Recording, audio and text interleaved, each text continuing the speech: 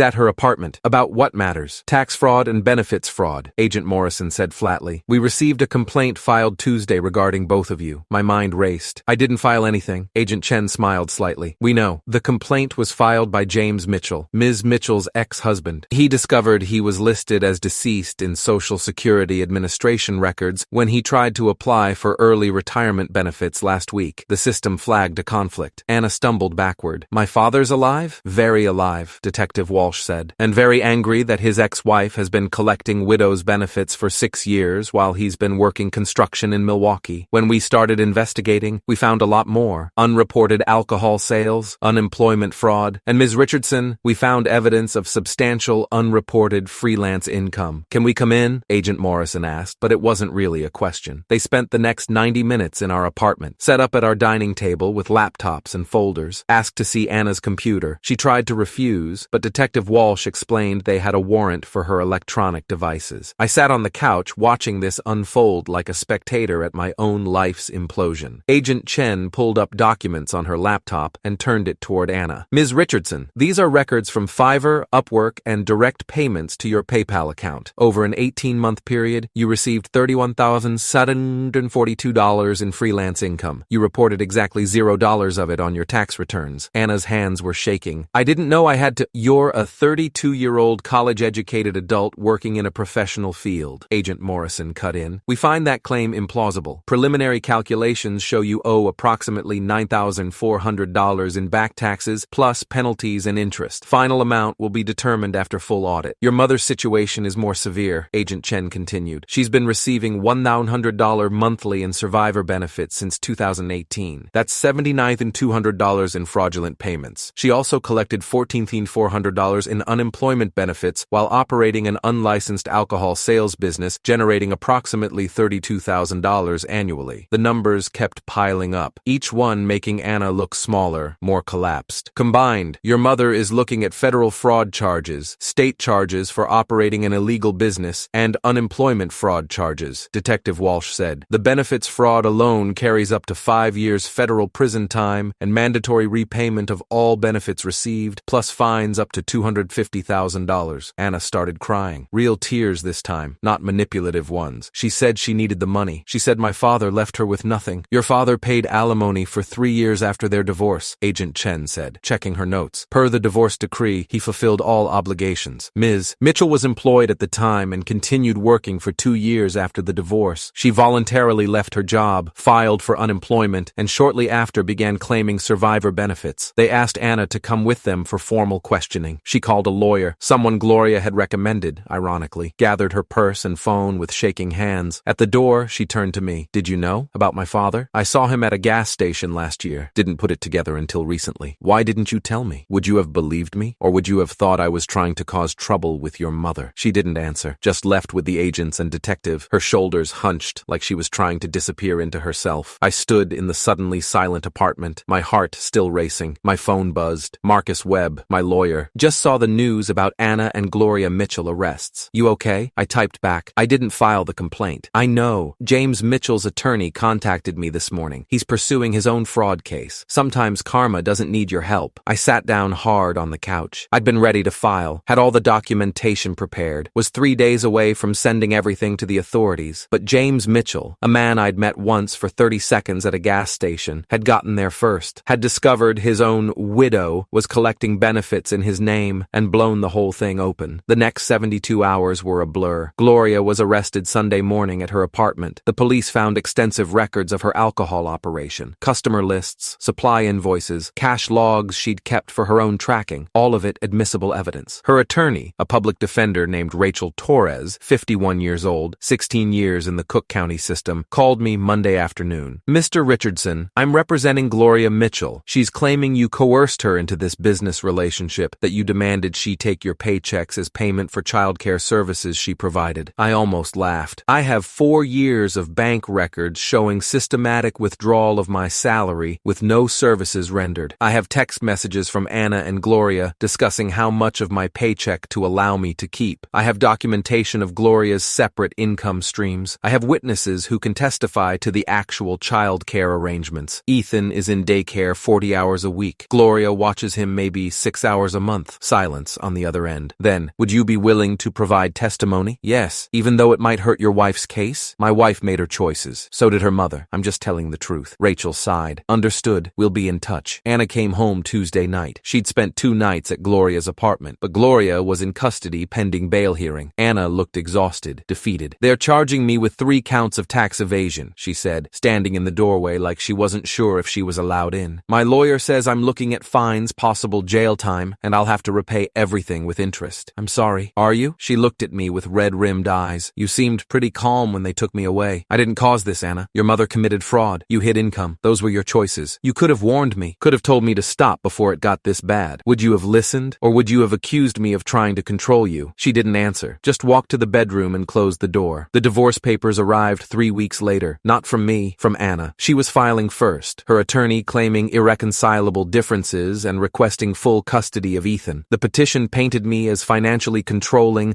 and emotionally abusive. I called Marcus Webb immediately. They're trying to control the narrative, he said. But David, you have documentation of everything. Financial abuse goes both ways. What they did to you was textbook, and the criminal charges against both of them severely damaged their credibility. What about Ethan? We'll fight for joint custody. You're a good father. You've been his primary caregiver for 4 days a week. We have documentation of that too. The custody battle was brutal. Anna's lawyer tried to paint me as vindictive, as someone who'd set up his wife and mother-in-law for arrest, until James Mitchell testified. He showed up to the custody hearing. I hadn't asked him to, didn't even know he was coming. Gray-haired, work-worn hands, wearing a suit that looked rented. "Your Honor," he said, when Anna's lawyer tried to claim I'd orchestrated everything. "I filed the complaint against my ex-wife. I discovered she'd been declaring me deceased and collecting benefits. That's fraud, pure and simple. This young man had nothing to do with it. I didn't even know he existed until the investigation started." He looked at Anna. "I'm sorry you got caught up in this, but your mother made choices, bad choices, and you made your own choices about hiding income. That's not his fault." The judge, Sandra Morrison, 58 years old, 23 years on the bench, looked at me over her glasses. "Mr. Richardson, did you file any complaints against your wife or mother-in-law?" "No, Your Honor. I'd gathered documentation in case I needed to protect myself, but I never filed anything. And yet you allowed this investigation to proceed?" "I cooperated with lawful authorities, Your Honor. That's my obligation as a citizen." She nodded slowly. "Joint custody, 50-50 split. Mr. Richardson, you'll maintain the marital apartment. Ms. Richardson will need to find alternative housing given the criminal proceedings." Next case. Gloria pled guilty to all charges 6 months later, facing the reality that trial would only make things worse. She got 2 years in federal prison for benefits fraud, 18 months for unemployment fraud running concurrent, and was ordered to repay $79,200 to Social Security plus $67,000 in fines and penalties. She'd be 60 when she got out, her pension forever gone, her reputation destroyed. Anna took a plea deal for the tax evasion. No jail time but 3 years probation, $15,000 in back taxes and penalties, and mandatory financial counseling. The divorce finalized 8 months after those agents knocked on my door. I got the apartment, joint custody of Ethan, no alimony owed in either direction. The judge ruled that given Anna's hidden income, the financial situation was more equitable than it appeared. Last month, I ran into James Mitchell at the same Shell station where I'd first seen him. He was pumping gas again, same Ford F-150, but this time he didn't drive away. "David, right?" He offered his hand. "Mr. Mitchell." "James, please." He smiled, tired but genuine. "I heard about the divorce. I'm sorry." "Don't be. It needed to happen. I didn't mean to blow up your marriage. I was just trying to claim my own benefits and found out I was supposedly dead. I was angry." "You did me a favor," I said. "I'd been gathering evidence but couldn't quite bring myself to file. You did what I should have done months earlier." He nodded. "Gloria always was good at manipulating people. She convinced me I was the problem in our marriage for years. Took me a decade after the divorce to realize it wasn't me." "How's Anna?" I couldn't help asking. "Haven't talked to her in a year. She blamed me for everything, naturally. But I hear she's working at a legitimate job now, reporting her income. Maybe learn something." We stood there in the gas station parking lot as the sun set over Chicago. Two men whose lives had intersected in the strangest way. "David," James said, as he got back in his truck, "you're a good father, I can tell. Don't let what happened make you think you did anything wrong. You protected yourself. That's not selfish. That's survival."